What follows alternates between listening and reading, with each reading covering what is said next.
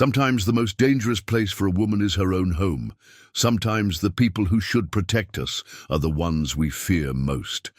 Maggie is 22, 9 months pregnant, and sitting in her mother's old house with her estranged father. Henry, he came back 3 weeks ago saying he wanted to help with the baby. But when he starts tapping that baseball bat against his knee, Maggie knows she's in trouble. Her mother had taught her about code words years ago, back when this same house held different secrets. So when the contraction hits, and Henry's eyes turn dark, Maggie calls 911 and whispers 4 simple words. The pizza is aggressive. The dispatcher doesn't understand at first, but an older officer does. What they found when they arrived would break your heart and remind you that courage sometimes comes in the smallest whispers. Before we jump back in, tell us where you're tuning in from, and if this story touches you, make sure you're subscribed. Because tomorrow, I've saved something extra special for you. 3 weeks earlier, the doorbell had rung on a Tuesday morning while Maggie was folding tiny onesies at the kitchen table. She'd paused, one hand resting on her swollen belly, listening to the unfamiliar chime echo through her mother's house. The house that was supposed to be her sanctuary now. The place where she'd planned to bring her baby home and start fresh. Through the peephole, she saw a man she barely recognized. 23 years had weathered Henry's face into something harder, more angular. His dark hair had gone mostly grey, and deep lines carved paths around eyes that had once been warm, but now seemed hollow. He stood on the porch with a single duffel bag at his feet, hands shoved deep in his jacket pockets. Maggie, his voice was rougher than she remembered, gravelly from years of cigarettes and disappointment. It's your father. I know this is unexpected, but I heard about your situation.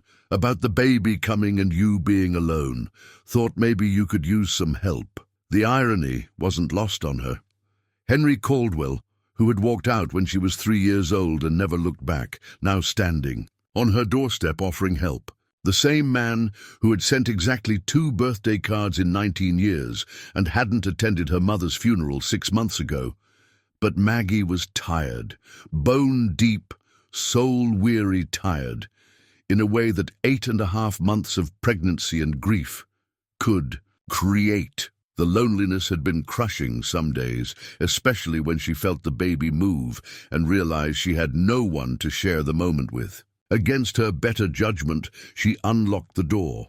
Henry looked older up close, his skin weathered and rough like old leather. He wore clean clothes, jeans and a flannel shirt that had seen better days, but were pressed and tidy. His eyes, when they met hers, held something that might have been remorse. You look just like her, he said softly, and for a moment Maggie saw a flicker of the man her mother had once loved, like Janet when she was carrying you. That first day, he'd been almost courtly in his politeness.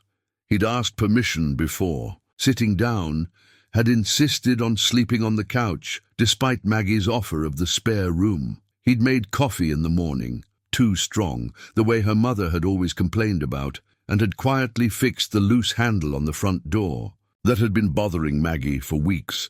The house itself seemed to hold memories in every corner. Built in 1962, it was a modest ranch-style home with 3 bedrooms where Maggie had grown up. Her mother had painted the walls warm colors, sage green in the living room, soft yellow in the kitchen, and filled the rooms with plants and family. Photos. After her mother's death from cancer, she'd moved back in rather than sell it. The familiarity was comforting, and the mortgage was manageable on her receptionist's salary. Now, with Henry's presence filling the spaces, it felt different, smaller somehow, as if his energy took up more room than his physical form.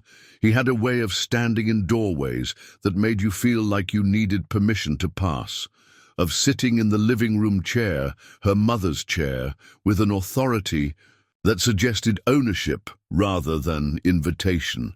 The wedding photo on the mantel showed a different Henry, younger and softer around the edges. In it, he and Janet stood outside a small church, both grinning at the camera with the kind of joy that comes from believing in forever. The glass had cracked sometime over the years, creating a jagged line that ran right between their faces, but her mother had never replaced it. She kept that old thing, Henry had said on his third day, noticing her looking at it. Even after everything. She loved you once, Maggie replied. That meant something to her. Love. He'd said the word like it tasted bitter. Your mother had a lot of pretty ideas about love. Didn't do her much good in the end, did it? The comment had stung, but Maggie had chosen not to respond. She was learning that Henry had opinions about many things. Her diet, her doctor, her plans for after the birth. It was the small things that had begun to bother her. The way he sorted through her mail before giving it to her. How he answered the phone when it rang, screening her calls like a secretary. His questions about where she was going when she left the house. Mrs. Patterson lived next door, in a house almost identical to theirs, except her garden was more elaborate. She was 78, a widow who had been her mother's closest friend. She'd brought casseroles during Janet's chemotherapy treatments, had sat with her during the worst days. "How are you holding up, sweetheart?" Mrs. Patterson had asked, catching. "Maggie, getting the mail. I saw you have a visitor. It's my father. He came to help with the baby." Mrs. Patterson's expression had been carefully neutral, but Maggie caught the slight tightening around her eyes. "That's nice. Your mother used to mention him sometimes, just that some people have a hard time with responsibility, with putting others first." Mrs. Patterson had patted Maggie's arm gently. "You know I'm right here if you need anything, day or night." Something in Mrs. Patterson's tone had made it feel more significant, like a promise or maybe a warning. Henry's daily routine was becoming established. He woke early, had coffee made by the time she shuffled to the kitchen. He read the newspaper thoroughly, watched television in the afternoons, preferring news programs to anything contemporary. He'd taken over certain household tasks without being asked, installing additional locks on the back door. "House like this, woman alone, you need to be careful," he'd said. The baseball bat had appeared on day 5. Maggie had come into the living room to find Henry cleaning it with furniture polish, rubbing the worn wood with careful attention. "Found this in the garage," he'd said without looking up. "Used to be mine, back in high school. Your mother must have kept it all these years." The bat was old, the wood dark with age and use. Someone had carved initials into the handle, HC for Henry Caldwell, and the business end showed the scuffs and dings of many games played long ago. "I was pretty good back then," Henry had continued. "Could have played college ball if things had worked out different. Life has a way of changing your plans." He'd propped the bat against his chair, within easy reach. "Good to have around now, with you being vulnerable and all. Never know who might try to take advantage."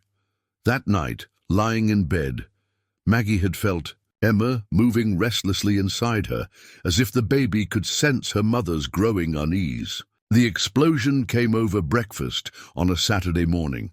Maggie had been spreading strawberry jam on toast when she mentioned almost casually that she'd been thinking about adoption resources. Not for Emma, never for Emma, but for other young mothers who might not have options. "There's a support group at the community center," she said, taking a small bite, "for women in difficult situations. I thought maybe after Emma's born, I could volunteer." The coffee mug hit the table with a sharp crack, ceramic against wood. Henry's face had gone rigid, his knuckles white where he gripped the handle. "Adoption." The word came out flat, dangerous. "You're thinking about giving away my granddaughter." "No, that's not what I said. I said I wanted to help other women." "Don't lie to me, Maggie." Henry stood slowly, his chair scraping against the linoleum. "I've seen how you look sometimes, like you're not sure about this, like maybe you think you made a mistake." The accusation hung in the air between them. Maggie felt Emma shift inside her, a small foot pressing against her ribs, as if the baby could sense the tension. "I never said that. I want this baby more than anything. Do you?" Henry moved closer, and Maggie caught the smell of coffee and something else, something sour and angry. "Because from where I'm sitting, it looks like you're already planning your escape route, just like your mother did."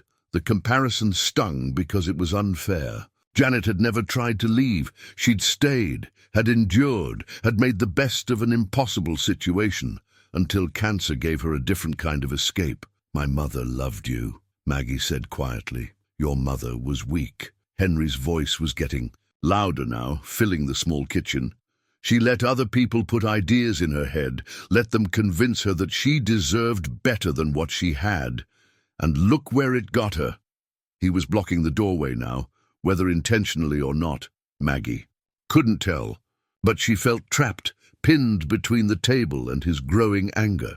"I need to get ready for my doctor's appointment," she said, trying to keep her voice steady. "What doctor's appointment? You didn't mention any appointment."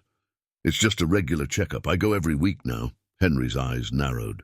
"Every week? That seems excessive. What are you really doing there, Maggie? What are you telling them about our situation here?" "Nothing. I'm not telling them anything because there's nothing to tell." But even as she said it, Maggie realized that wasn't entirely true. Dr. Henley had been asking more questions lately, about stress levels, about support at home, about whether she felt safe. Standard questions, probably, but Henry wouldn't see them that way. "I'm coming with you," Henry decided. "From now on, I go to all your appointments. A woman in your condition shouldn't be making medical decisions alone. You can't just—" "I can't what?" He stepped closer, and Maggie instinctively pressed back against her chair. "I can't look out for my family. I can't make sure my granddaughter gets proper care." That afternoon, after Henry had indeed accompanied her to Dr. Henley's office and sat through the entire appointment with the expression that dared anyone to challenge his presence, Maggie found herself alone in the nursery. Henry had gone to the hardware store to pick up some things to make the house more secure, and the temporary solitude felt precious. She was folding baby clothes when her fingers brushed against something unexpected in the bottom drawer of the changing table. A small notebook wedged behind the liner paper. Her mother's handwriting filled the pages in careful, measured script. The first entries were ordinary: grocery lists, appointment reminders, notes about household repairs. But as Maggie flipped through, the content changed. Phone numbers for domestic violence hotlines, addresses of women's shelters, and strangest of all, a series of seemingly random phrases with explanations beside them. "The pizza is aggressive. Need help, can't talk freely. The car won't start. He's monitoring my movements. I have a headache. He's been drinking. The neighbors are loud. Call the police." Her mother had developed a code. A way to ask for help when asking directly wasn't safe. The notebook was dated from years ago, when Maggie was still in elementary school, before Henry had left the first time. "Mom knew," she whispered to Emma, her hands trembling as she held the notebook. "She knew how to survive." The sound of Henry's truck in the driveway made her quickly shove the notebook back into its hiding place. By the time he came through the front door, she was innocently sorting through baby socks. "Got some new locks for the windows," he called out, his voice echoing through the house. "And I picked up something else while I was out." He appeared in the nursery doorway carrying a shopping bag. From it, he pulled a baby monitor, not the simple audio kind Maggie had registered for, but an elaborate video system with night vision and smartphone connectivity. "This way, I can keep an eye on things even when I'm not in the room," Henry explained, already looking for the best place to mount the camera.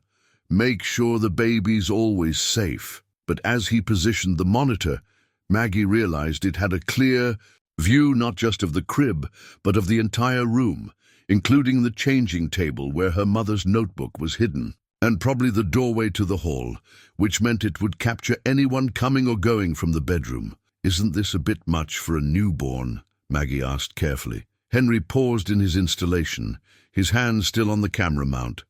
When he looked at her, his expression was patient but firm, like a teacher correcting a slow student. "There's no such thing as being too careful when it comes to family," he said. "Some people might try to take advantage of a new mother, might try to convince her she needs help she doesn't really need. This way, I'll always know what's happening." That night, Maggie lay in bed listening to Henry moving around the house, testing locks, adjusting the new monitoring system. Through her bedroom wall, she could hear the faint electronic beep of the baby monitor powering on. Emma was quiet tonight, as if she too was learning to be careful, to move softly in a world that was becoming less safe by the day. Over the next few days, Maggie began to see her mother's house with different eyes.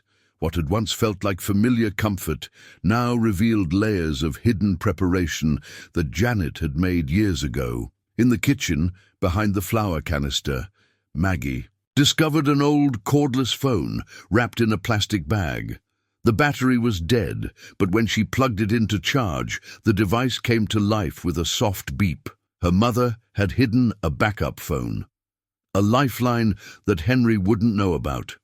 Wouldn't think to monitor or disconnect. The realization made Maggie's chest tight with both gratitude and grief, grateful for her mother's foresight, heartbroken that such precautions had been necessary.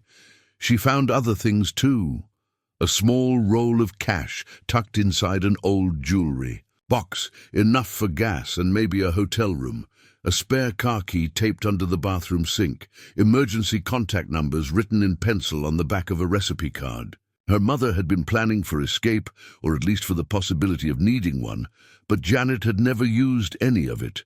She'd stayed, had endured whatever drove her to create these safeguards until cancer made the choice for her. Henry's behavior was becoming more erratic as the days passed. He'd taken to checking the doors multiple times each night, rattling the handles and testing the new locks with an urgency that suggested he was protecting against some specific threat. During the day, he positioned himself where he could see, both the front and back entrances, like a guard on duty.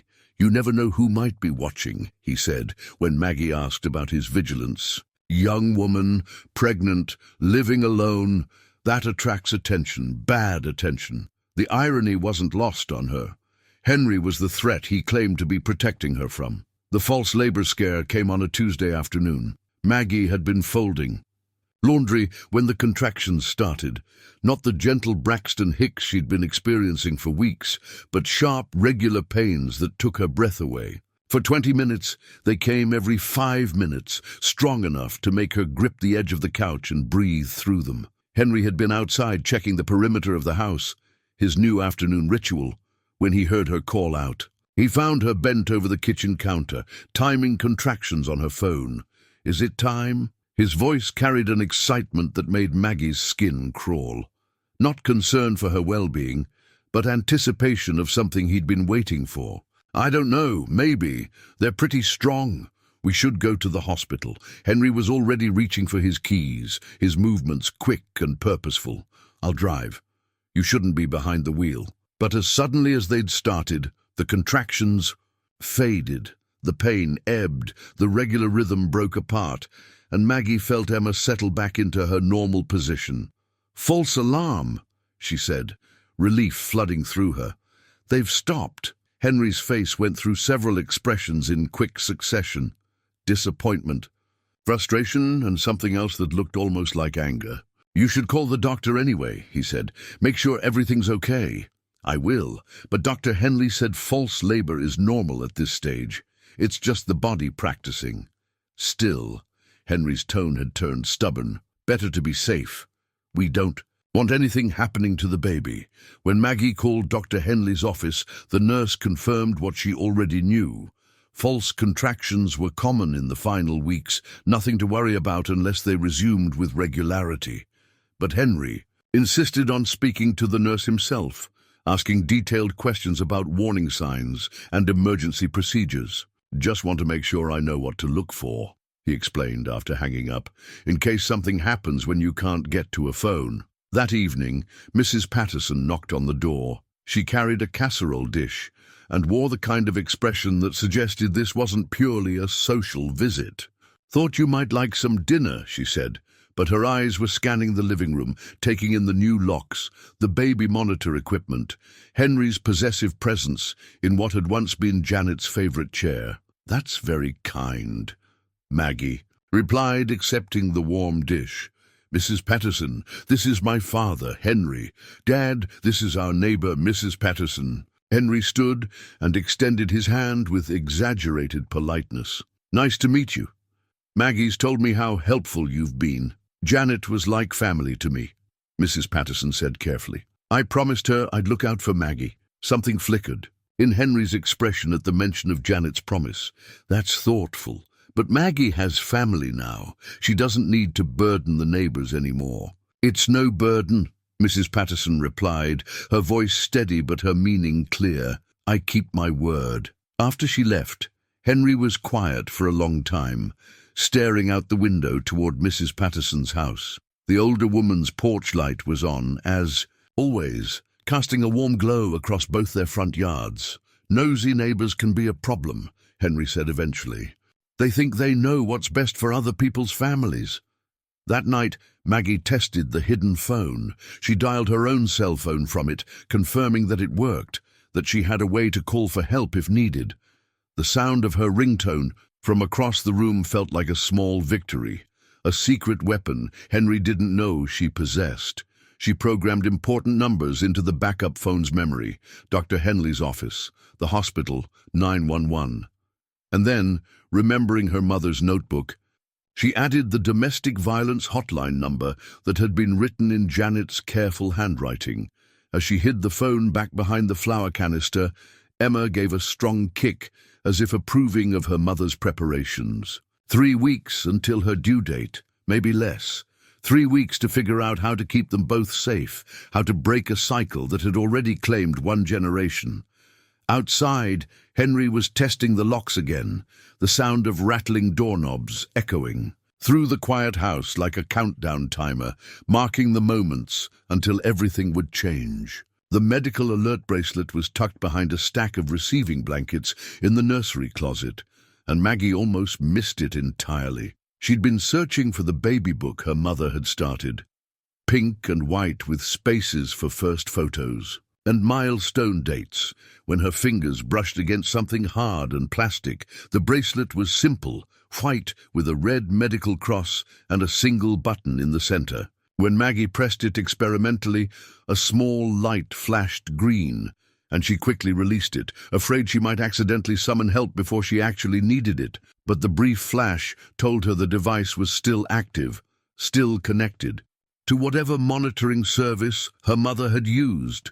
She turned it over and found a tiny label with a phone number and account information. Her mother had been prepared for medical emergencies, but Maggie wondered if Janet had ever considered using it for other kinds of emergencies, the kind where you couldn't speak freely, where help needed to come quietly. Henry's surveillance had intensified after Mrs. Patterson's visit. He'd taken to sitting by the front window for hours, watching the street with the focus of a sentry. When cars passed too slowly or neighbors lingered too long in their yards, he made note of it in a small spiral notebook he'd started carrying. "The mailman came by twice today," he mentioned over dinner. "That seemed normal to you?" "James sometimes has packages that don't fit in the box," Maggie replied.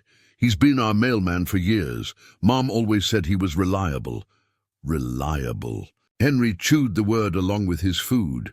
That's what people say when they want you to let your guard down, when they want access to information they shouldn't have. The next morning, Maggie watched from the kitchen window as Henry intercepted James at the mailbox. She couldn't hear their conversation, but she could see the tension in both men's postures. James respectful but confused, Henry aggressive and territorial. When James finally continued on his route, he glanced back at the house with an expression that mixed concern with recognition, as if he'd seen this behavior before. The contraction started again that afternoon, stronger this time and more regular. Maggie had been reading in the living room when the first wave hit, sharp enough to make her gasp and drop her book. She tried to time them discreetly, not wanting to alert Henry to another potential false alarm. But after 30 minutes of consistent pain every 4 to 5 minutes, she realized this might be different. Henry was in the garage doing something, with tools that involved a lot of banging and muttering. The noise provided cover as Maggie retrieved the hidden phone and dialed Dr. Henley's office. "This is Maggie Caldwell," she said quietly when the nurse answered. "I'm having contractions." They've been regular for about 30 minutes now. How far apart are they? 4 to 5 minutes, and they're getting stronger. You should probably head to the hospital. Is someone available to drive you? Maggie glanced toward the garage, where Henry's silhouette was visible through the dusty window. Yes, but she paused, trying to figure out how to express her concern without stating it directly. Is there a way to admit me without involving my father? I mean, could I register myself? There was a brief silence on the other end. Maggie, are you safe at home? The question hung in the air. 3 simple words that could change everything, that could bring help or make things infinitely worse. I'm fine, she said finally. I just prefer to handle my own medical decisions. Of course, you're an adult, but if you need any kind of assistance... The garage door slammed, cutting off the nurse's words. Maggie quickly ended the call and hid the phone just as Henry appeared in the kitchen doorway, wiping grease from his hands with an old rag. Who are you talking to? Dr. Henley's office. The contractions are back. Henry's entire demeanor shifted, like a switch being flipped. The suspicion vanished, replaced by an intense focus that was somehow more frightening than his anger. Same as before, stronger, more regular. Get your bag. We're going to the hospital. But as Maggie stood to gather her things, the contractions suddenly eased again.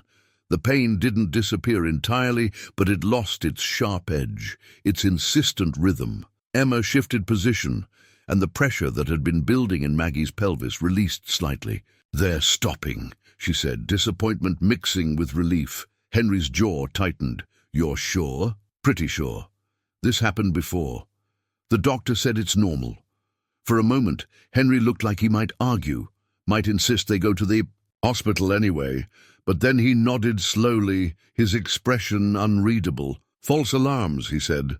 Your mother had those too, when she was carrying you. Drove me crazy, never knowing when it would be real. It was the first time he'd mentioned being present during Janet's pregnancy, and something in his tone made Maggie look at him more closely. There was a wistfulness there, a sadness that seemed genuine. Were you there when I was born? She asked. Paced that waiting room for 14 hours, Henry replied. Back then, fathers didn't go into delivery rooms. We waited outside, smoked cigarettes, worried ourselves sick. He paused, his eyes distant. When the nurse finally came out and said you were a girl, I cried. Your mother always teased me about that. For just a moment, Maggie glimpsed the man her mother had fallen in love with, the one who had cried when his daughter was born, who had paced hospital floors out of love rather than control. But the moment passed quickly, replaced by the familiar intensity that made her skin crawl. That night, as she settled into bed with the medical alert bracelet hidden under her pillow, Maggie made a decision. The next time labor started, real labor, not false alarms, she would find a way to get help before involving Henry. She would use every tool her mother had left her, every lesson in survival and preparation. Emma deserved better than to be born into fear. The kitchen knife was wedged behind the stove, held in place by a magnetic strip that had been painted the same color as the wall. Maggie discovered it while cleaning, her hand searching for a dropped pen that had rolled into the narrow space between appliances. Her fingers found metal first, then the familiar shape of a blade handle. She pulled it free carefully, recognizing it as one from her mother's good set, the ones Janet had received as a wedding gift and rarely used. The blade was clean and sharp, wrapped in a dish towel to protect the edge. Another precaution, another tool her mother had hidden for protection she'd hoped never to need. The knife felt heavier in Maggie's hand than she expected, substantial and real in a way that made her heart race. This wasn't a coded message or a backup phone. This was a weapon, evidence that her mother's fear had reached the point where she'd considered violence as a last resort. Henry's rage erupted over something trivial. Maggie had accidentally knocked over a picture frame while dusting, and the glass had cracked.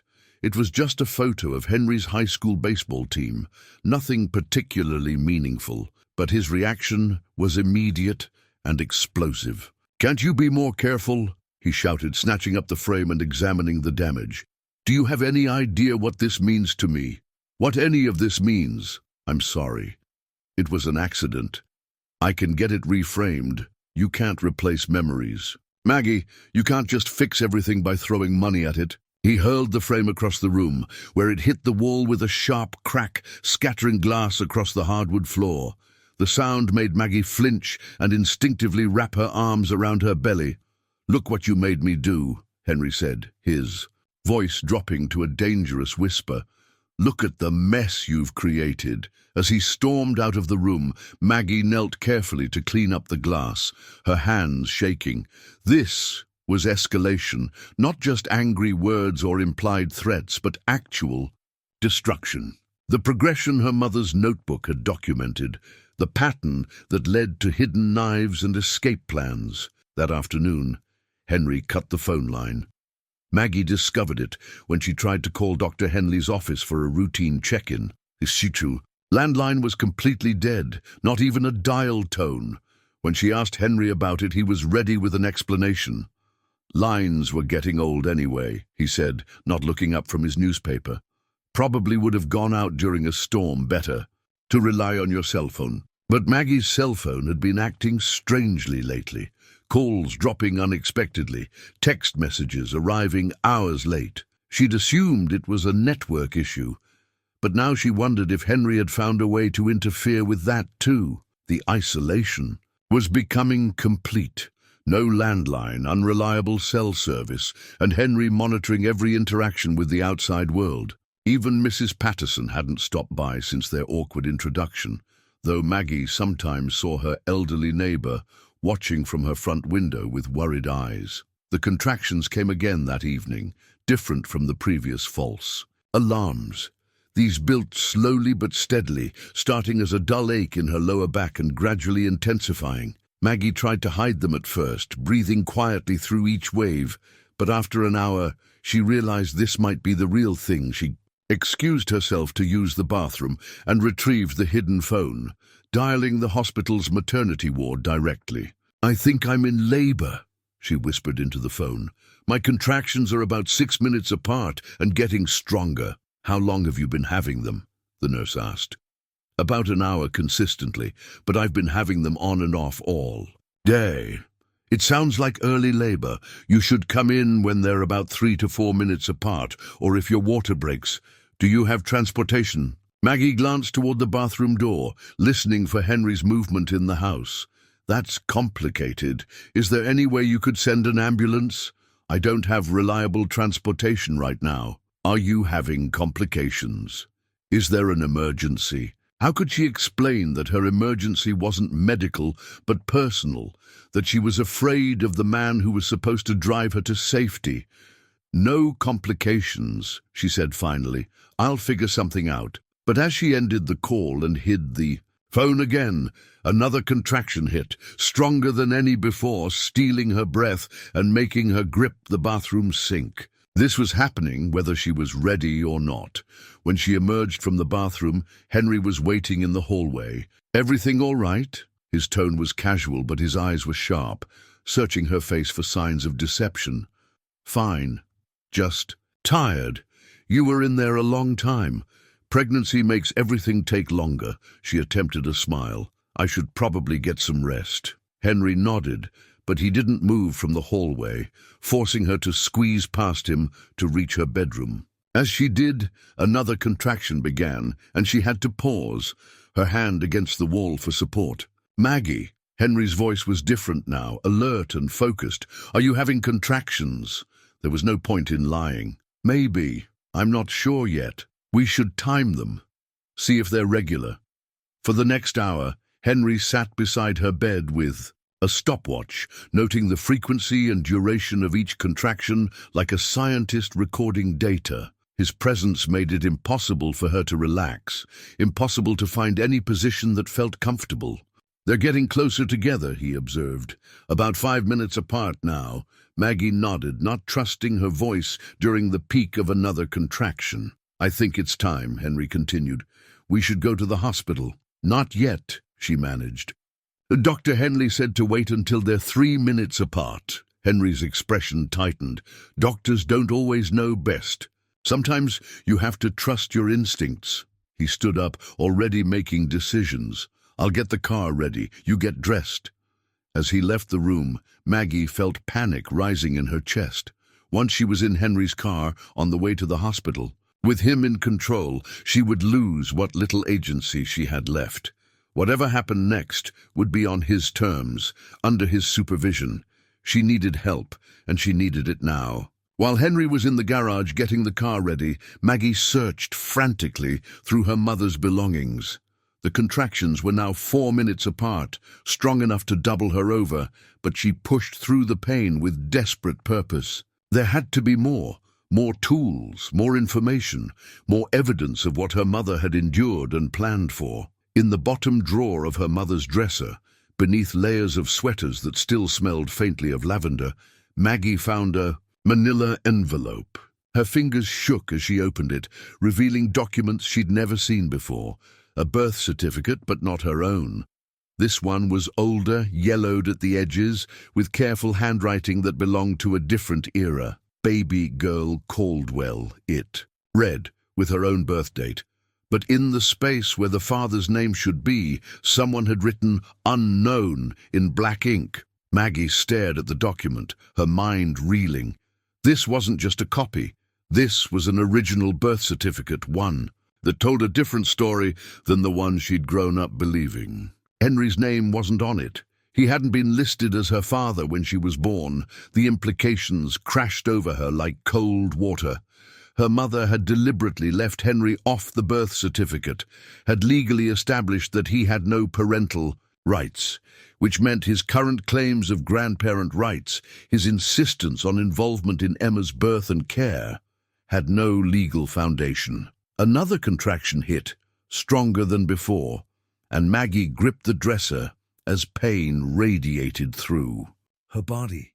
She could hear Henry's voice from outside, talking to himself as he adjusted the car seat, preparing for the drive to the hospital. Beneath the birth certificate were other documents, a restraining order from 24 years ago, filed just months before Maggie's birth. The petition described incidents of physical intimidation and threats of violence, but had apparently been dropped before it could be served. A lawyer's business card was paperclipped to the order, along with a handwritten note in Janet's careful script. He left before I could use this. Keep it in case he comes back. The sound of the car engine starting galvanized Maggie into action. She grabbed the hidden phone and dialed 911, her fingers clumsy with pain and adrenaline. 911, what's your emergency? For a moment, Maggie couldn't speak. How could she explain 24 years of family history in a few sentences? How could she make them understand that her greatest danger came from the man who was supposed to protect her? I'm in labor, she said finally. But I can't. Another contraction cut off her words, and she panted through it before continuing. The pizza is aggressive. There was a pause on the other end of the line. Ma'am, did you say something about pizza? The pizza is aggressive, Maggie repeated, praying that someone, somewhere, would understand her mother's code. I need help, but I can't talk freely. I'm not understanding. Are you having a medical emergency? The front door opened, and Henry's voice called out, Maggie, time to go. She hung up quickly, shoving the phone and documents back into their hiding places. The 911 operator probably thought she was having pregnancy-related confusion, or maybe that it was a prank call. The coded language her mother had learned might not even be used anymore. Henry appeared in the bedroom doorway, his face flushed with excitement and something that looked like triumph. Car's ready. Hospital bag packed. This is it, Maggie. My granddaughter is finally coming. The possessiveness in his voice made her skin crawl. Not your daughter, but my granddaughter, as if Emma already belonged to him more than to her own mother. I'm not sure it's time yet, Maggie said, even as another contraction proved her wrong. Maybe we should wait a little longer. Nonsense. I've been through this before, remember? I know what real labor looks like. Henry moved into the room and took her arm, not gently. Come on, we don't want to wait too long and risk complications. As He helped her to her feet, his grip tight enough to leave marks. Maggie felt the last of her illusions about her father crumble away. This wasn't a man who had made mistakes and wanted to atone for them. This was someone who had never stopped being dangerous, who had simply learned to hide it better. The drive to the hospital passed in a blur of pain and fear. Henry drove with aggressive efficiency, cutting off other drivers and running yellow lights, as if Maggie's contractions gave him license to endanger everyone on the road. He kept up a running commentary about what would happen at the hospital, how he would handle the intake process, what he would tell the doctors about her condition. "Sometimes these young doctors think they know everything," he said as they pulled into the hospital parking lot. "Don't let them pressure you into unnecessary interventions. I'll be there to make sure they treat you right." But as they walked through the automatic doors into the bright fluorescent lighting of the emergency entrance, Maggie made a silent promise to herself and to Emma. Whatever it took, however she had to do it, she would find a way to separate herself from Henry's control. Her daughter would not grow up in the shadow of fear that had defined her own childhood and her mother's marriage. The triage nurse who took her information was a middle-aged woman with kind eyes and competent hands. As she checked Maggie's blood pressure and asked routine questions about her pregnancy, Henry stationed himself in a chair where he could monitor every word of the conversation. "Any complications during pregnancy?" the nurse asked. "No," Maggie replied, very aware of Henry's presence. "Support system at home." Maggie glanced at Henry, who was leaning forward intently. "Yes," she said, because what else could she say with him sitting right there? But as the nurse made notes on her chart, Maggie caught her eye and mouthed a single word: "Help." The nurse's expression didn't change, but she nodded slightly, almost imperceptibly, and Maggie felt the first flutter of hope she'd experienced in weeks. The hospital bracelet was plastic and white, with faded blue text, nearly identical to the medical alert bracelet Maggie had found in the nursery. But this one was wrapped around a small jewelry box in her mother's bedside table, discovered when Maggie returned home from the hospital after being told it was still early labor and to come back when contractions were closer together. Henry had been furious about the wasted trip, muttering about inexperienced medical staff and unnecessary protocols during the entire drive home. But the brief encounter with the triage nurse had given Maggie hope. Someone had seen her silent plea for help.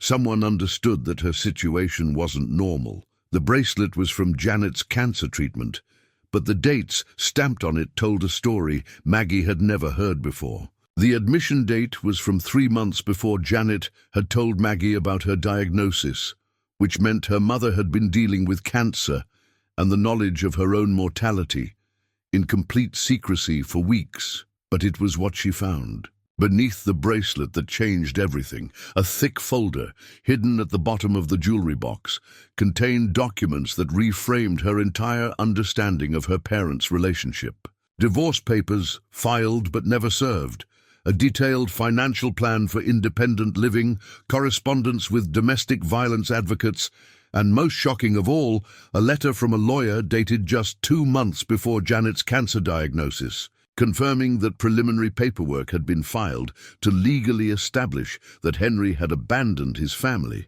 and had no claim to custody or visitation rights. Janet hadn't stayed because she was weak or because she believed she deserved the treatment she'd received. She'd stayed because cancer had derailed her escape plans, because chemotherapy and mounting medical bills had made her dependent on Henry's sporadic financial support, because dying had taken priority over leaving. She was going to leave him. Maggie whispered to Emma, her hands trembling as she read through page after page of careful planning. She was getting out. The lawyer's letter outlined a strategy that was both practical and devastating. Janet had documented years of emotional and financial abuse, had gathered evidence of Henry's abandonment, and had built a legal case that would have given her full custody and protected Maggie from any future contact with her father. But then came the diagnosis, and everything changed. A handwritten note clipped to the divorce papers explained Janet's agonizing decision. Can't fight cancer and Henry at the same time. Can't risk him taking Maggie if something happens to me. Have to wait. Have to survive long enough to see her grown and safe. Maggie's throat burned with unshed tears. Her mother had sacrificed her own freedom to protect her daughter, had endured years of additional abuse rather than risk leaving Maggie vulnerable to Henry's manipulation after her death. But Henry had come back anyway, drawn by the promise of a new victim, a new opportunity for control. The sound of his key in the front door sent Maggie scrambling to hide the documents. She managed to get everything back into its hiding place just as Henry's voice echoed through the house. "Maggie, where are you?" "Bedroom," she called back, trying to keep her voice steady. "Still having some contractions." Henry appeared in the doorway with a bouquet of grocery store flowers and an expression of exaggerated concern. "Thought these might cheer you up after that disappointment at the hospital." The flowers were cheap chrysanthemums, already beginning to wilt, but Henry presented them like they were prize roses. "The lady at the store said these are good for new mothers, something about promoting healing." Maggie accepted the flowers with what she hoped looked like gratitude, but all she could think about was her mother's carefully documented plans, the freedom Janet had been so close to achieving before cancer intervened. "That's very thoughtful," she managed. Henry settled into the chair beside her bed, the same position he'd taken earlier when timing her contractions. "I've been thinking about what happened at the hospital," he said, "about how they treated us. They were just following procedure. They were dismissive. Especially that nurse. Did you see the way she looked at me, like I didn't belong there?" Henry's voice was taking on the edge that signaled rising anger, like I don't have a right to be involved in my own granddaughter's birth. Maggie's chest tightened.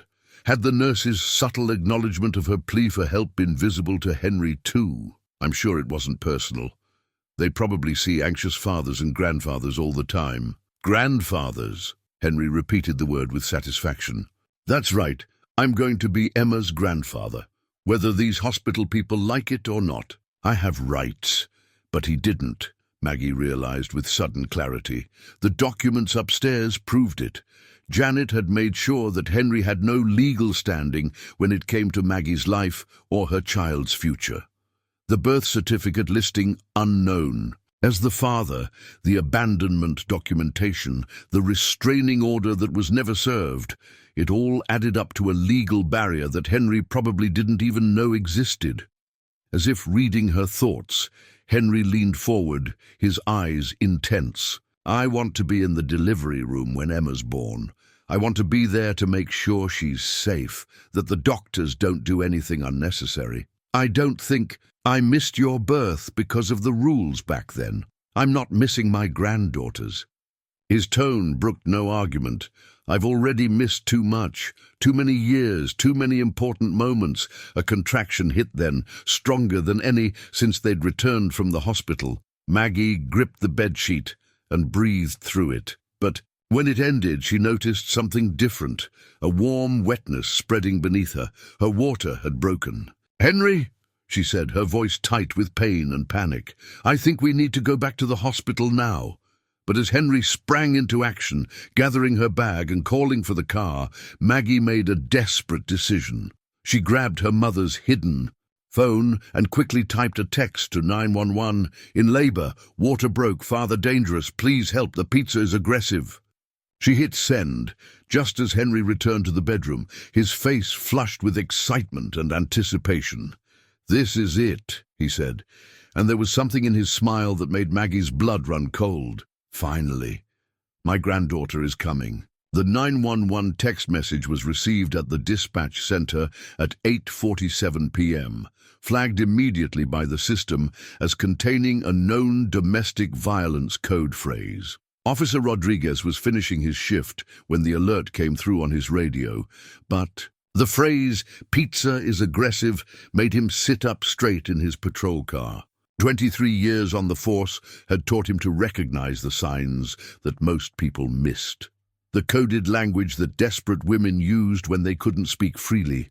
the careful phrasing that meant, "I'm in danger but can't say so directly." He'd received training on domestic violence response, had seen too many cases where well-meaning family members became the greatest threat to a victim's safety. The address was familiar.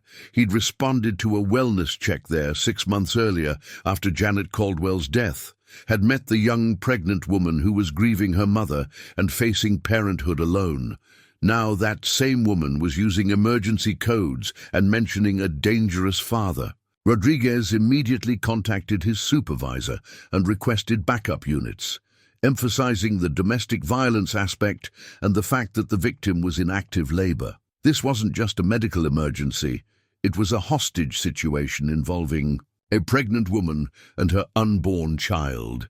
The Police Academy training manual had entire chapters devoted to domestic violence response protocols. Rodriguez had studied them carefully, had seen how quickly these situations could escalate when the abuser felt his control slipping away. The birth of a child often triggered the worst violence, as perpetrators fought to maintain dominance over what they saw as their property. Within minutes, 3 patrol cars were quietly positioning themselves around the Caldwell house.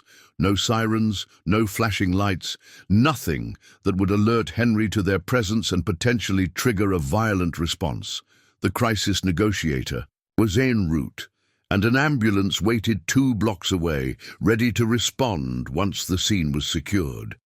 Mrs. Patterson noticed the police presence first. She'd been watching from her kitchen window, worried about the sounds she'd been hearing from next door. Raised voices, doors slamming, the kind of disturbance that reminded her too much of the old days when Janet was still alive and Henry was still coming around. When Officer Rodriguez approached her door, she was ready with information. "That man showed up 3 weeks ago," she told him quietly, glancing toward the Caldwell house. "Claims to be Maggie's father, but Janet never talked about him except to say he was dangerous. She used to come over here sometimes years ago when things got bad."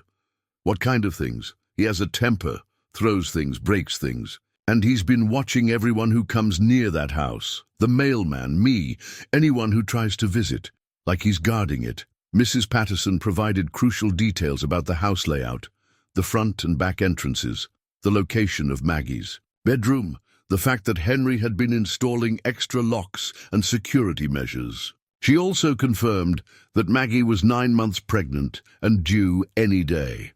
"Janet was planning to leave him, you know," Mrs. Patterson added. "Years ago, before she got sick. She had it all figured out, where she'd go, how she'd support herself. And Maggie, but then the cancer came and she couldn't fight both battles at once." Back at the house, Henry was loading Maggie's hospital bag into his truck with manic efficiency. The contractions were now 3 minutes apart, and Maggie could barely walk between them. But every time she suggested calling an ambulance, Henry dismissed the idea. "Hospitals are full of germs and incompetent staff," he insisted. "I'll get you there faster than any ambulance, and I'll make sure they treat you right." As he helped her to the truck, Maggie caught a glimpse of movement in the shadows across the street. For a moment, she thought she saw the outline of a police car, but then another contraction hit, and all her attention focused on breathing through the pain. Henry noticed her hesitation. "What's wrong?" "Nothing, just another contraction." But his eyes were already scanning the street, alert to any change in the normal patterns of the neighborhood. Henry had always been paranoid, but pregnancy had amplified his protective instincts into something dangerous and unstable. "Get in the truck," he said, his voice sharp with authority. "We're leaving now." As Maggie climbed painfully into the passenger seat, she felt Emma shift and settle lower in her pelvis. This was it.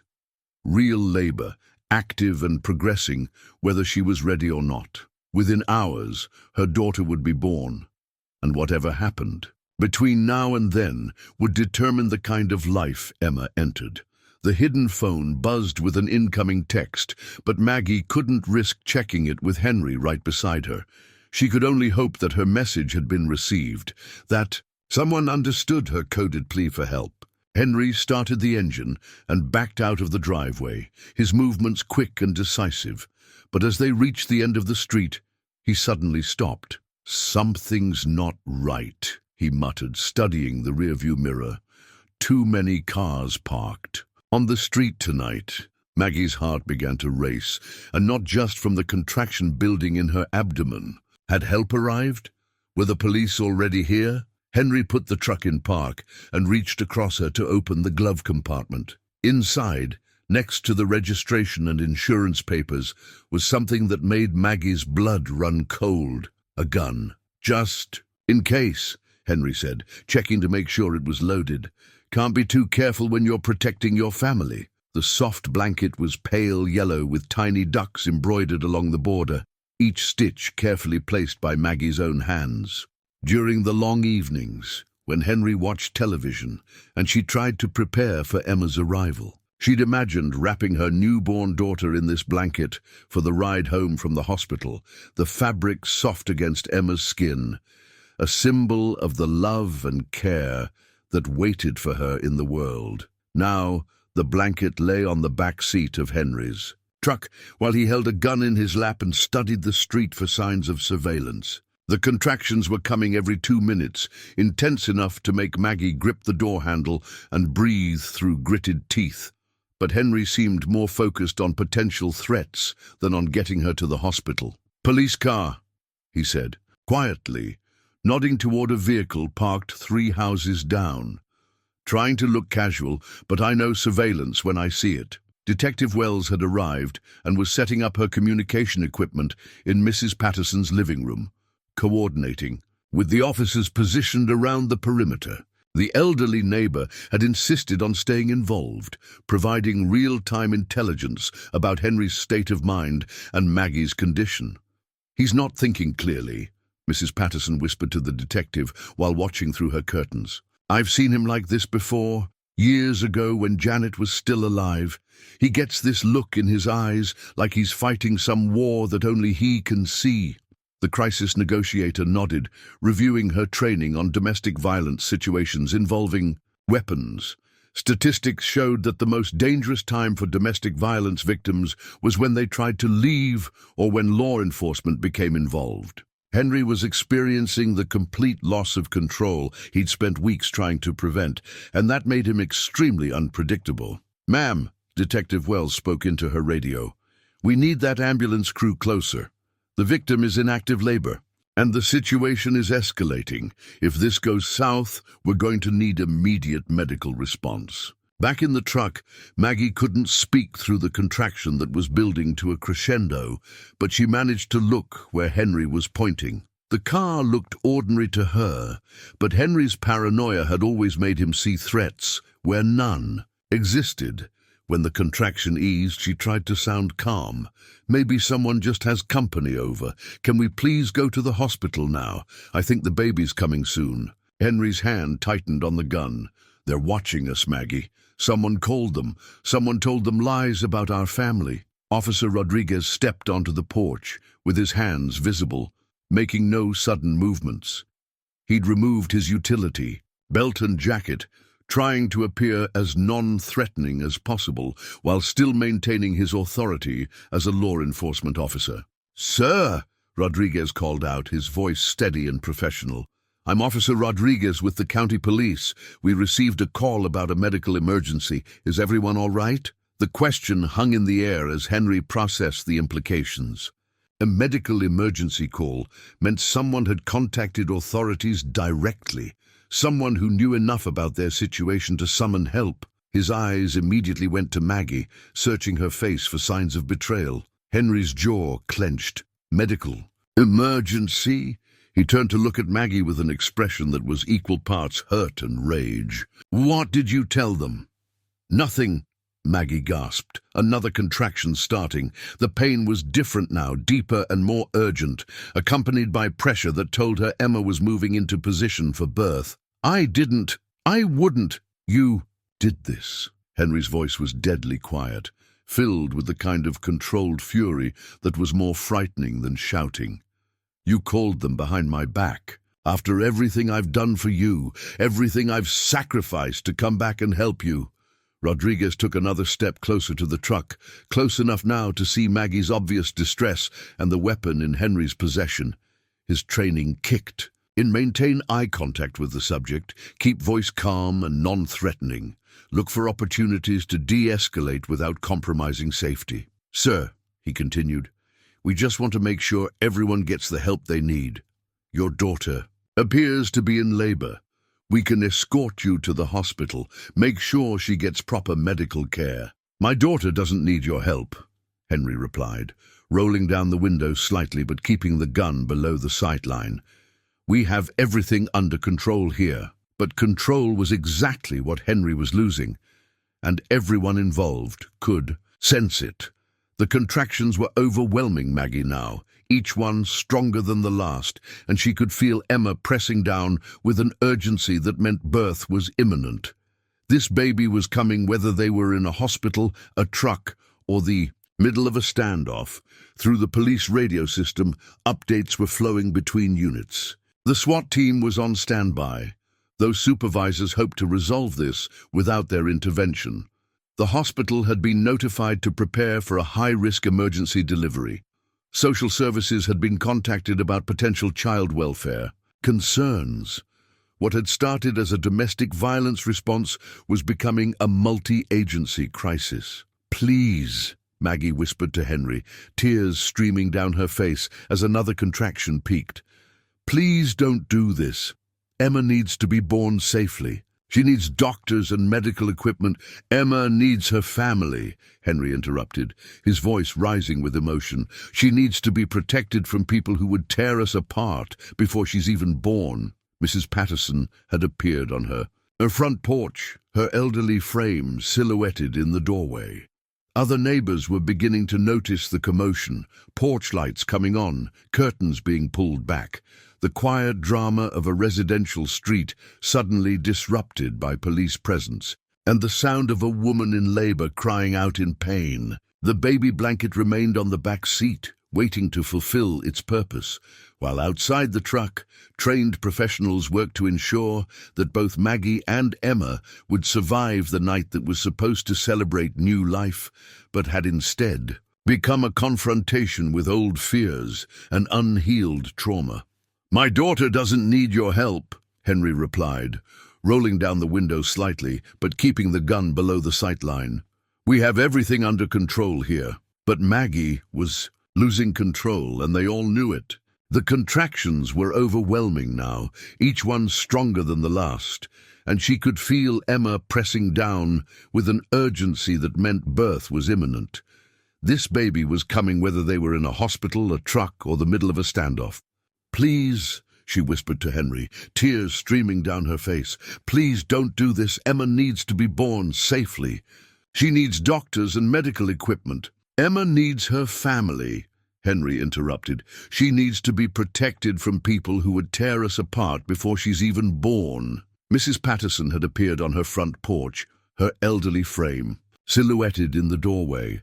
Other neighbors were beginning to notice the commotion, porch lights coming on, curtains being pulled back, the quiet drama of a residential street suddenly disrupted by police presence. Rodriguez's radio crackled softly, and Maggie could hear fragments of communication, backup units positioning themselves, an ambulance standing by, a crisis negotiator requesting an update. The situation was escalating exactly as Henry had predicted. It would, exactly as his paranoia had prepared him for.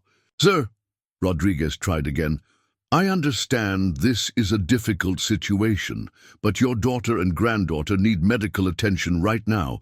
We can work out everything else later, but right now the priority has to be their safety and health." Henry looked at Maggie, really looked at her, taking in her pale face, the way she was gripping the seat, the obvious signs that labor was progressing rapidly.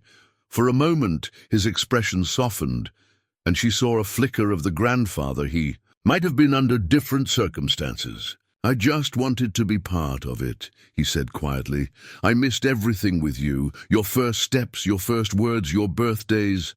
I wasn't going to miss Emma's birth too." Another contraction hit Maggie like a freight train and she cried out involuntarily. This time, she felt something different, an overwhelming urge to push, as if her body was taking over and making decisions without consulting her mind. "Henry," she panted, I think she's coming now, right now." The gun wavered in Henry's hands as he looked between Maggie and the police officer who was slowly approaching the truck. 24 years of anger and resentment warred with whatever paternal instinct remained in him, while Emma prepared to enter a world that was already fractured by fear and misunderstanding. The blanket waited on the back seat, yellow and soft and hopeful, ready to wrap around a new life that deserved so much better than this moment of crisis. The cell phone had been Maggie's lifeline, hidden and protected through weeks of increasing isolation and control. Now it buzzed on the truck's dashboard where Henry had placed it, the screen lighting up with an incoming call from the hospital. The sound cut through the tension like an alarm, startling Henry and causing his grip on the gun to tighten. "Don't answer it," he said sharply when Maggie reached for the phone. But the call kept ringing, insistent and urgent, and finally Henry grabbed it himself. The caller ID showed St. Mary's Hospital, and he realized that the medical system was now part of what felt like a coordinated effort to undermine his authority. "Hello?" His voice was guarded, suspicious. "This is Dr. Henley calling for Maggie Caldwell. We understand she's in active labor and may need immediate medical assistance." Detective Wells was monitoring the call through equipment she'd set up in Mrs. Patterson's house, listening to Henry's side of the conversation and coordinating with the medical team. Dr. Henley had volunteered to make direct contact, hoping that Henry would respond better to medical authority than to law enforcement commands. Henry's face went through a series of expressions: surprise that the doctor was calling directly, suspicion about how she'd gotten involved, and growing anger at what felt like a coordinated effort to undermine his authority. "She's fine," he said curtly into the phone. "We're handling the situation. Sir, I need to speak with Maggie directly. Labor complications can develop very quickly, especially in stressful situations, and I need to assess her condition." Through the police radio network, updates continued to flow. The ambulance crew had moved to within 1 block, close enough to respond within seconds if needed. A neonatal specialist was standing by at the hospital, prepared for a potentially complicated delivery. The SWAT team remained on standby, though commanders hoped they wouldn't be needed. Maggie was doubled over with another contraction, this one accompanied by an overwhelming urge to push that told her Emma was crowning. The pressure was immense, her body taking over the process whether she was ready or not.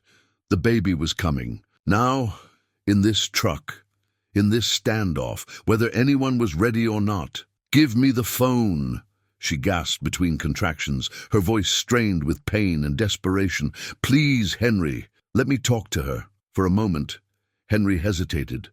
The phone represented connection to the outside world, to people who might convince Maggie that she needed help he couldn't provide. But her obvious distress was breaking through his paranoid calculations. He handed her the phone, though he kept the gun visible in his other hand as a reminder of who was still in control. "Dr. Henley." Maggie's voice was strained with pain and fear. "Maggie, honey, tell me what's happening. Are you feeling pressure and urge to push?" "Yes, oh God, yes. I think she's coming right now." The words came out in a rush, punctuated by gasps as another contraction built. "Okay, listen to me carefully. You're going to be fine, and so is Emma. The paramedics are standing by, and Officer Rodriguez is trained in emergency childbirth. But I need you to stay calm and follow my instructions." Dr. Henley had delivered hundreds of babies over her career, including several in emergency situations outside the hospital. She'd also completed training in domestic violence recognition, understanding that pregnancy often triggered or escalated abusive behavior. This case combined both her medical expertise and her knowledge of family violence dynamics. Henry was watching this exchange with growing agitation, his paranoia interpreting every word as part of a conspiracy against him. "What's she telling you?" What instructions? Rodriguez had moved closer to the truck during the phone conversation, close enough now that he could see Maggie's distress clearly and assess Henry's state of mind. The officer's training told him that the most dangerous moment in any domestic violent situation was when the abuser felt his control slipping away completely. Behind the police perimeter, Mrs. Patterson was providing continuous intelligence to Detective Wells. "That poor girl is in active labor," she reported, watching through binoculars from her kitchen window. "And he's getting more agitated by the minute. I've seen this before with him. When he feels cornered, he gets dangerous." The elderly woman had lived through enough to recognize the signs of escalating domestic violence. She'd watched Janet endure similar situations years earlier, had seen how Henry's need for control could turn violent when challenged. Now history was repeating itself with the next generation. "Sir," Rodriguez said to Henry, his voice steady and calm despite the tension, "your daughter needs medical help right now. This baby is coming whether we're ready or not. Let us help her. Let us help Emma." "You don't understand," Henry replied, his voice cracking with emotion and frustration. "Everyone always thinks they know what's best for my family. First Janet, trying to leave.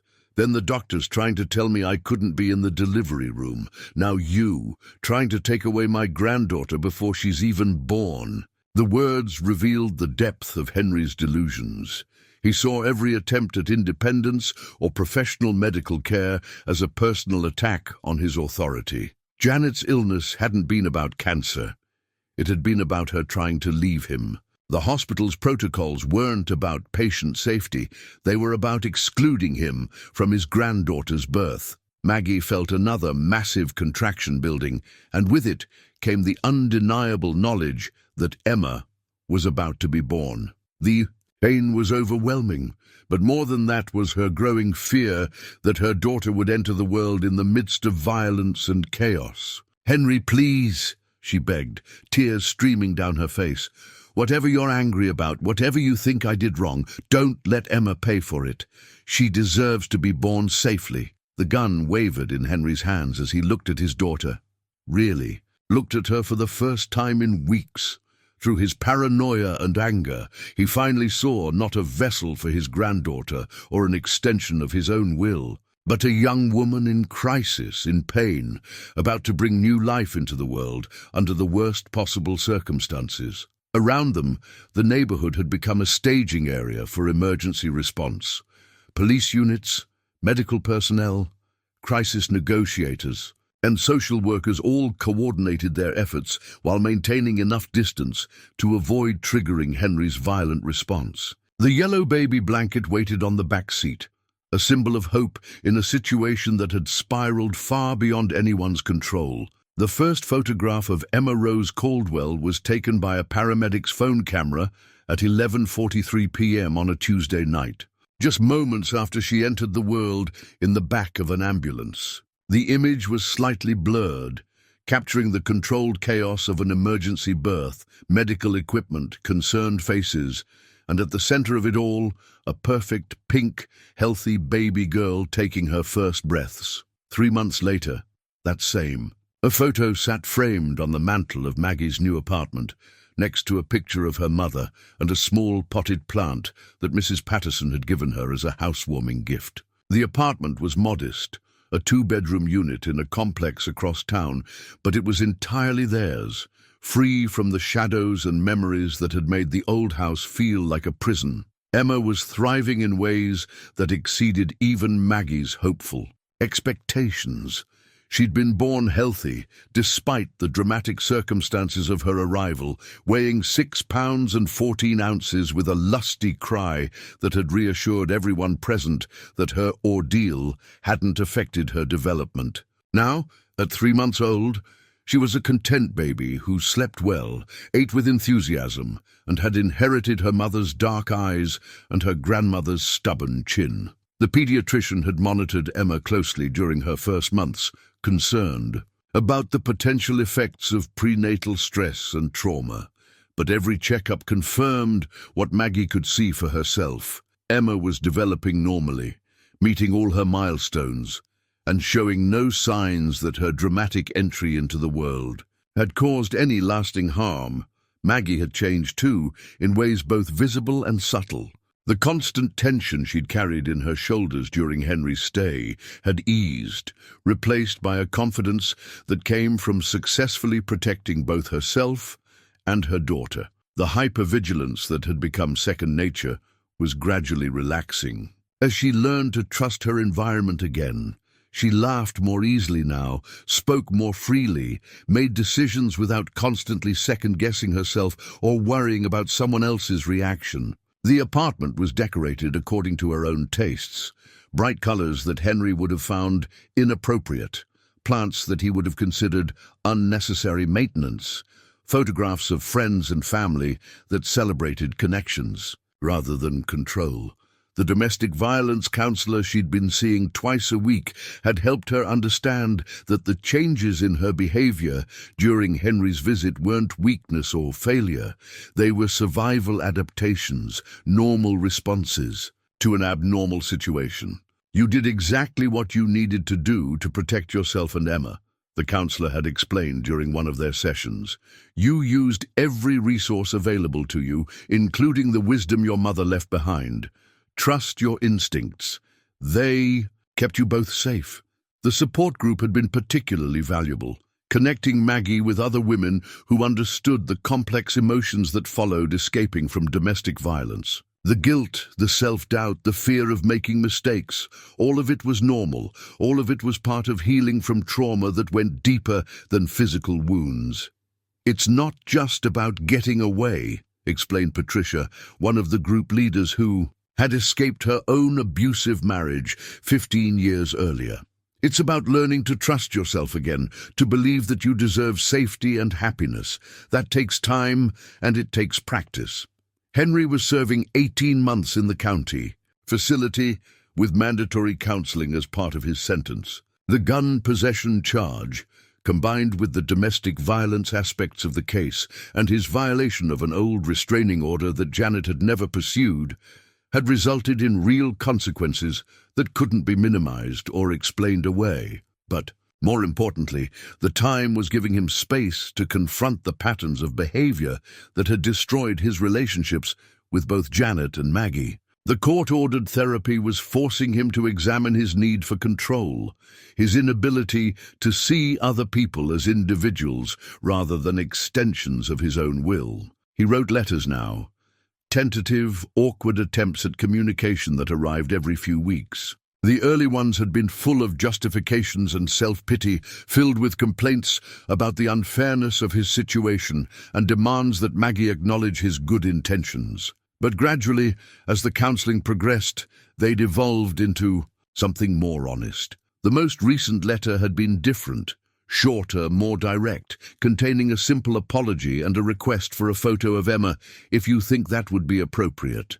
He'd also included information about the parenting classes and anger management courses he was attending, not as attempts to justify his behavior, but as evidence of his commitment to change. I'm starting to understand what your mother went through, he'd written in careful handwriting.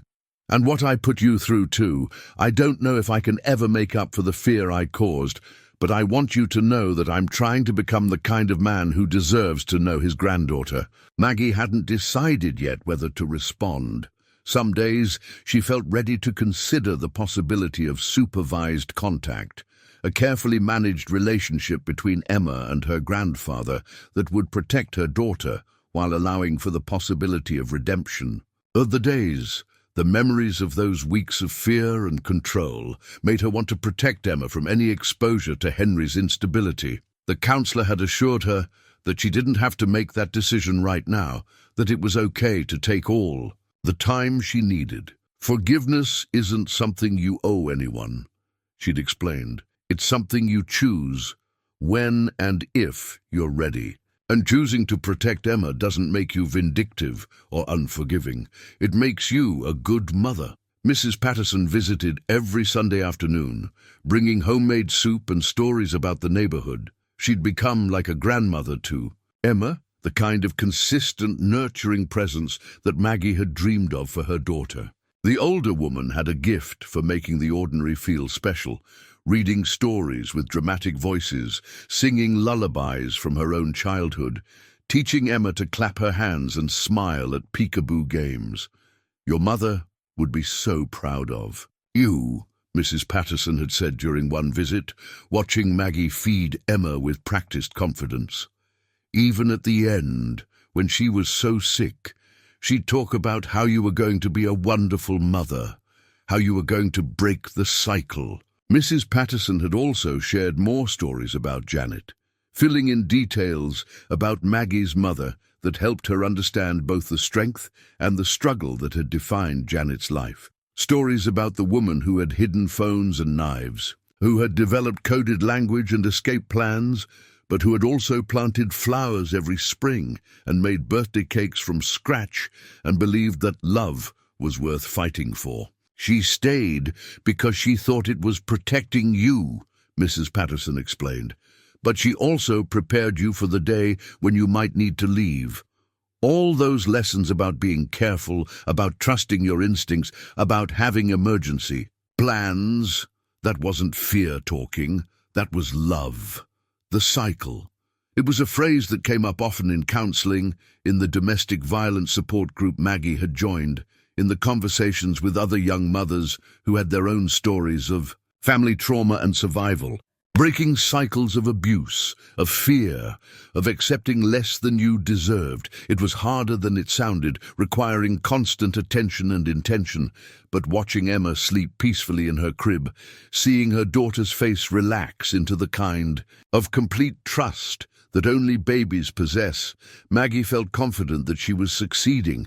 Emma would grow up knowing she was wanted, knowing she was safe, knowing that the adults in her life would protect rather than control her. The support group had also connected Maggie with volunteer opportunities that felt meaningful. She'd started working with a local organization that provided emergency phones to domestic violence victims. The same kind of coded language system her mother had learned years ago was still saving lives, still giving desperate women a way to ask for help when asking directly wasn't safe. Teaching other women about safety planning, about trusting their instincts, about the difference between love and control, felt like honoring Janet's memory while creating meaning from their families. Painful history. Your story matters, the organization's director had told her. Other women need to know that escape is possible, that they can protect their children, that there are people who will believe them and help them. Officer Rodriguez had stayed in touch, checking on Maggie and Emma occasionally and using their case as an example in training sessions about domestic violence response. The coded language system had gained renewed attention in the department, and 3 other women had used similar phrases in emergency calls since that night, all receiving help before their situations escalated to violence. You probably saved more lives than just your own, Rodriguez had told Maggie during one of his visits. Every officer in the county knows about the pizza code now. They know to take those calls seriously, to respond with backup and proper protocols. On quiet evenings, after Emma was fed and settled for the night, Maggie would sometimes take out her mother's journal and read through the careful notations, the coded phrases, the evidence of a woman preparing for escape that never came. But she'd also started writing her own entries, not escape plans or emergency procedures, but dreams and hopes for Emma's future, memories of small daily joys, gratitude for the freedom to make her own choices. The entries were different in tone from her mother's desperate preparations. Where Janet's writing had been focused on survival, Maggie's was about thriving. Plans for Emma's education, thoughts about career goals, reflections on the kind of mother she wanted to be. The journal was becoming a record of hope rather than fear, of building rather than escaping. Emma smiled at me today, a real smile, not just gas, she'd written in her most recent entry. She looked right at me and her whole face lit up like I was the most wonderful thing she'd ever seen. I want to remember this feeling forever. I want her to always look at the world with that kind of joy and trust. The work with the domestic violence organization had also led to other opportunities. Maggie had been invited to speak at training sessions for hospital staff, teaching medical professionals how to recognize the signs of domestic violence and how to safely ask the right questions. Her experience with coded language and hidden resources had proven valuable in developing better protocols for helping patients who couldn't speak freely about their situations. "Sometimes the most important thing you can do is just believe us," she told a group of emergency room nurses during one presentation. "Don't dismiss concerns as pregnancy hormones or family stress. Trust your instincts when something doesn't feel right. Ask the hard questions and create safe spaces for honest answers." The hospital where Emma had been born had implemented new procedures based partly on Maggie's experience. Staff were now trained to recognize domestic violence during labor and delivery, and protocols were in place to separate patients from potentially dangerous family members when necessary. Dr. Henley had been particularly instrumental in pushing for these changes. "Your courage that night probably saved other mothers and babies," Dr. Henley had told Maggie during Emma's 3-month checkup. "The coded language training we've implemented has already been used twice by other patients. They got help because you were brave enough to ask for it first." As Emma grew, Maggie planned to tell her the story, age appropriately of course, about the night she was born, about courage in small whispers, about coded language that saved lives, about a grandmother who had prepared the way for freedom even though she couldn't use it herself. But she also planned to tell Emma about the love that surrounded her birth, about the community of people who had worked to keep her safe, about the possibility of healing and redemption even in broken families. The pediatrician had recommended documenting Emma's early months with photos and videos, creating a record of her healthy development that could be important if there were ever custody issues with Henry. But Maggie found herself taking pictures for a different reason: to capture the joy, to remember the milestones, to create the kind of family documentation that celebrated life rather than documenting abuse. Emma's first smile, her first laugh, her first successful attempt at holding her head up, all of it was recorded not as evidence, but as memory, the building blocks of a childhood that would be defined by love and safety rather than fear and control. The apartment complex had a small playground, and Maggie often took Emma there in her stroller, imagining the day when her daughter would be old enough to use the swings and slides. Other young mothers gathered there too, and gradually Maggie had begun to form friendships, normal, healthy relationships based on mutual support rather than dependency or control. "It's amazing how different everything feels when you're not constantly looking over your shoulder," she'd confided to Rebecca, another single mother whose daughter was 6 months older than Emma. "I didn't realize how much energy I was spending on just being afraid all the time." Rebecca had nodded knowingly. She'd been through her own difficult situation with an ex-boyfriend who couldn't accept that their relationship was over. The first time you realize you've gone a whole day without thinking about the bad stuff, that's when you know you're really healing. Financial stability had been another concern, but Maggie had found resources she didn't know existed. The domestic violence organization had connected her with job training programs, childcare assistance, and legal aid services. She'd enrolled in night classes to become a medical secretary, work that would pay better than her previous receptionist job and provide health insurance for both her and Emma. The baby blanket that had waited on the back seat of Henry's truck during that terrifying night now covered Emma during her afternoon naps. The soft yellow fabric with its embroidered ducks had become a comfort object, something Emma reached for when she was tired or fussy. What had once been a symbol of hope deferred had become a source of actual comfort and security. Late at night, when the apartment was quiet and Emma was sleeping peacefully, Maggie would sometimes stand in the doorway of her daughter's room and simply watch her breathe. The steady rise and fall of that tiny chest represented everything she had fought for: the right to make her own decisions, the freedom to protect her child, the possibility of a future defined by love rather than fear. She would think about her mother during these quiet moments, about Janet's sacrifices and preparations, about the wisdom that had been passed down through coded phrases and hidden resources. But she would also think about the future, about the woman Emma would become, about the choices her daughter would have because her mother had been brave enough to ask for help when help was needed. "You're safe now," she would whisper to her. "Sleeping, daughter. We're both safe, and tomorrow we can do anything we want, go anywhere we choose, be whoever we're meant to be." The words were a promise and a prayer, a declaration of independence from fear and a celebration of the new life they were building together. One day, one choice, one small act of courage at a time. The first photograph of Emma Rose Caldwell was taken by a paramedic's phone camera at 11:43 p.m. on a Tuesday night, just moments after she entered the world in the back of an ambulance. The image was slightly blurred, capturing the controlled chaos of an emergency birth, medical equipment, concerned faces, and at the center of it all, a perfect pink, healthy baby girl taking her first breaths. 3 months later, that same photo sat framed on the mantel of Maggie's new apartment next to a picture of her mother and a small potted plant that Mrs. Patterson had given her as a housewarming gift. The apartment was modest, a 2-bedroom unit in a complex across town, but it was entirely theirs, free from the shadows and memories that had made the old house feel like a prison.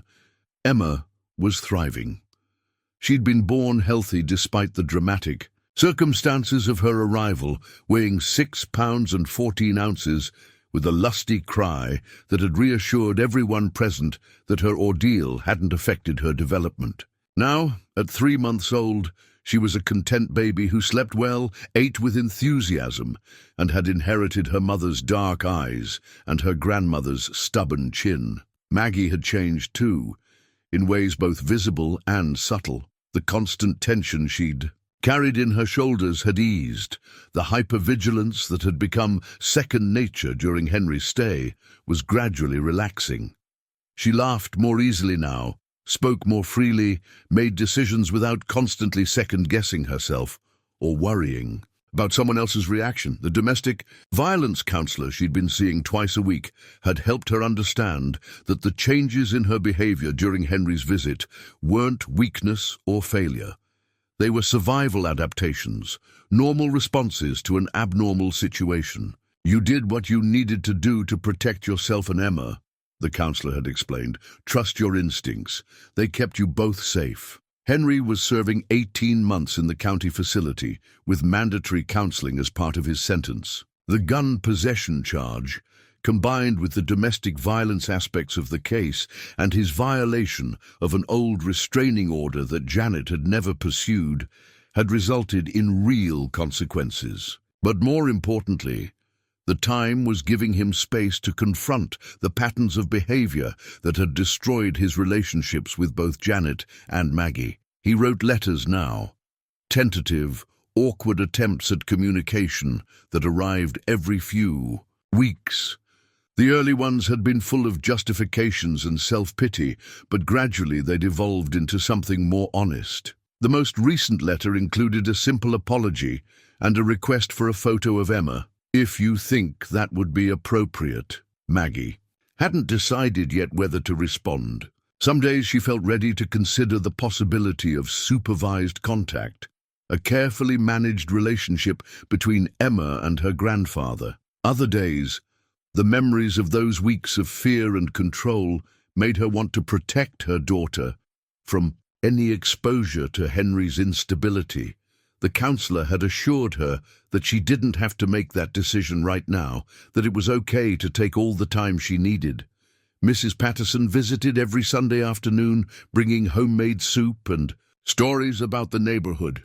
She'd become like a grandmother to Emma, the kind of consistent, nurturing presence that Maggie had dreamed of for her daughter. The older woman had also shared more stories about Janet, filling in details about Maggie's mother that helped her understand both the strength and the struggle that had defined Janet's life. "Your mother was proud of you," Mrs. Patterson had said during one visit, watching Maggie feed Emma with practiced confidence. Even at the end, when she was so sick, she'd talk about how you were going to be a wonderful mother, how you were going to break the cycle, the cycle. It was a phrase that came up often in counseling, in the domestic violence support group Maggie had joined, in the conversations with other young mothers who had their own stories of family trauma and survival. Breaking cycles of abuse, of fear, of accepting less than you deserved. It was harder than it sounded, requiring constant attention and intention. But watching Emma sleep peacefully in her crib, seeing her daughter's face relax into the kind of complete trust that only babies possess, Maggie felt confident that she was succeeding. Emma would grow up knowing she was wanted, knowing she was safe, knowing that the adults in her life would protect rather than control her. The support group had also connected Maggie with other resources. She'd started volunteering with a local organization that provided emergency phones to domestic violence victims. The same kind of coded language system her mother had learned years ago was still saving lives. Teaching other women about safety planning, about trusting their instincts, about the difference between love and control, felt like honoring Janet's memory while creating meaning from their family's painful history. On quiet evenings after Emma was fed and settled for the night, Maggie would sometimes take out her mother's journal and read through the careful notations, the coded phrases, the evidence of a woman preparing for escape that never came. But she'd also started writing her own entries, not escape plans or emergency procedures, but dreams and hopes for Emma's future. Memories of small daily joys, gratitude for the freedom to make her own choices. The pizza code had become something of a legend in the local police department. Officer Rodriguez had used Maggie's case as an example in training sessions, emphasizing the importance of taking coded language seriously, of understanding that domestic violence often wore the mask of family concern. 3 other women had used similar phrases in emergency calls since that night, and all 3 had received help before their situations escalated to violence. As Emma grew, Maggie planned to tell her the story, age appropriately of course, about the night she was born. About courage and small whispers, about coded language that saved lives, about a grandmother who had prepared the way for freedom even though she couldn't use it herself. But for now, in the quiet of their safe apartment, with Emma sleeping soundly, and the future stretching ahead with promise rather than fear, Maggie simply held her daughter close and whispered the things all mothers tell their children, that they are loved, that they are safe, that the world is full of possibilities there, free to explore.